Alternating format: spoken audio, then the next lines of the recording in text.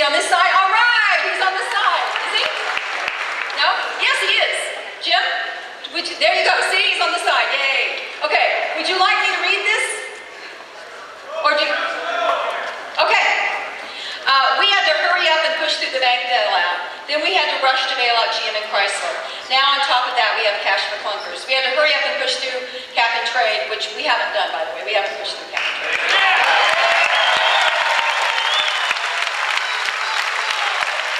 We had to hurry up and push through the stimulus package. Massachusetts and Oregon have state-run health care, and it's not going well. Why can't we take our time and start slow? Let's get Massachusetts and Oregon right before we push for more bad policy. How about some insurance reform and legislation to reduce malpractice insurance? I think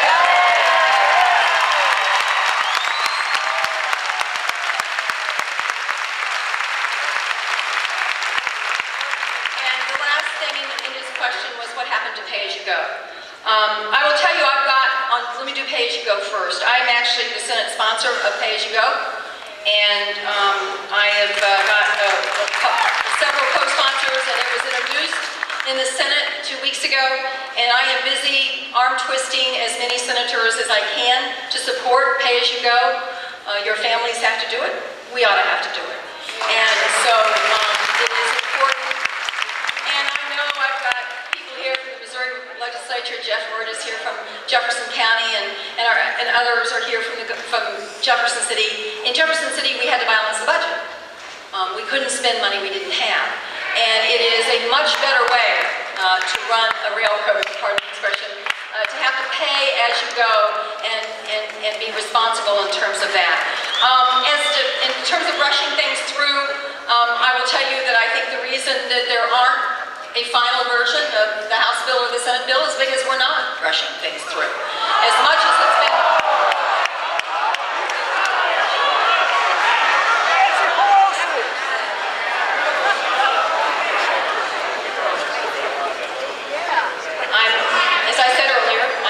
trying to listen and get information from all different sources, and then we'll go back, and I think it's going to take months and months for us to continue to work on this, and we've already spent hundreds and thousands of hours on it, and hearings and informational meetings and so forth. And let me address cap and trade. Cap and trade has not been pushed through either.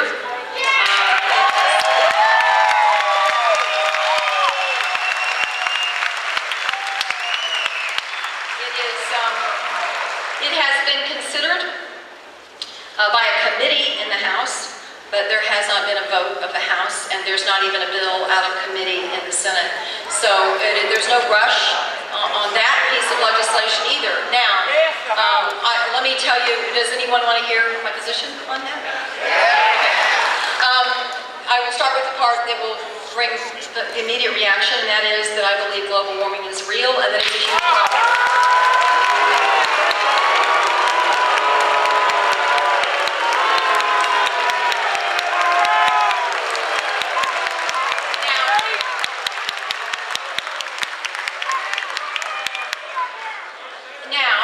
Let me tell you why I think we have to be careful and go slow. And this is where those that were just very excited I said that may not be as excited anymore. We have manufacturing on the bubble in this country. We are working very hard to hold on to manufacturing. I don't want to wake up in America where we don't make anything.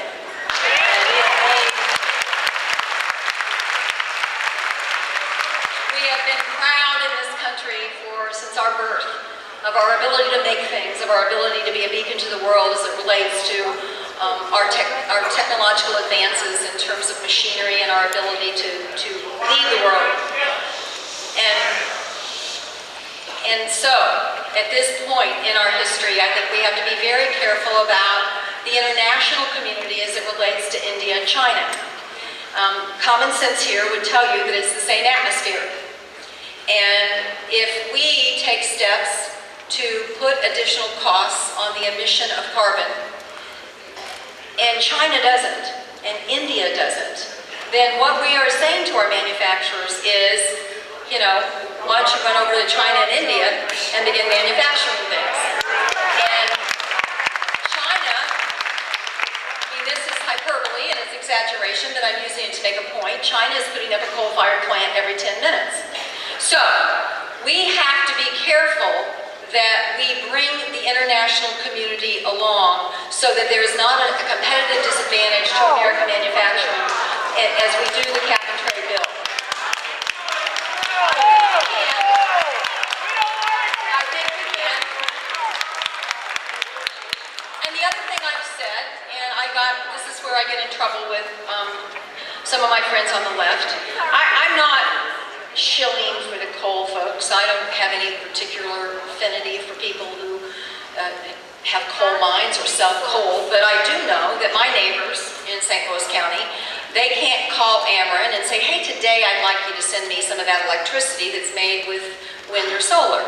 We take the electricity that's generated for us, and right now we are at a disadvantage because most of our electricity in this state is generated by coal.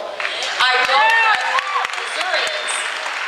don't want Missourians to pay an unfair penalty for any kind of legislation that addresses carbon emissions and the future of our planet. So, what I will be doing is working with a group of senators where we're trying to find a way forward that is measured and reasonable, where we can lead the country, lead the world in terms of this issue without getting out in front and being suckers in the process. So that's my goal. And I think we have a shot of doing that, doing it in a way that's careful and measured, but that if God would want us to do anything, at least in my faith, He would want us to make sure that the planet was preserved for those who come behind us. And I think it's important to do that. Okay. Next question.